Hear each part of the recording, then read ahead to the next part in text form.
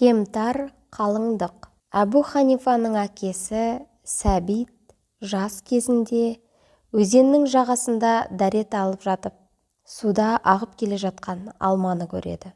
Қызығып кетіп, алманы алып бір тістегені сол еді, түкірігіне қан араласқанын көріп, ойланып тұрып қалады. Ешкімнің ала жібін аттап көрмеген тақуа жігіт, бұл сірә кісі дүниесін рұқсатсыз аузына салғаным үшін болса керек деп қатты өкінеді. Ақырында алма есін тауып, кешірім сұрауды жөн көреді. Осы оймен өзен бойын өрлеп жүріп келе жатып, бір алма бағын кездестіреді.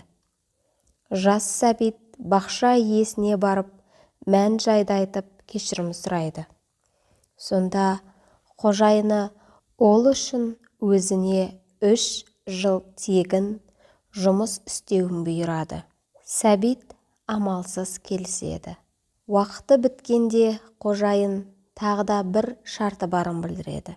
Бір қызым бар, өзі соқыр, өзі саңырау, қолы шолақ, аяғы ақсақ.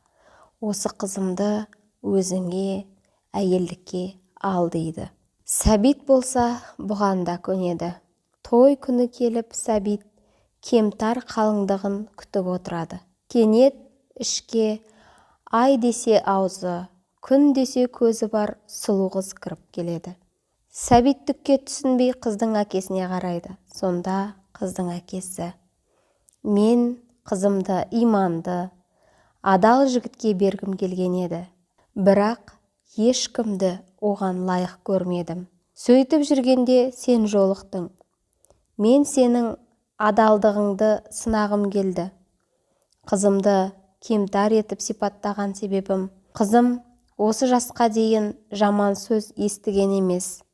Сол үшін саңырау дедім.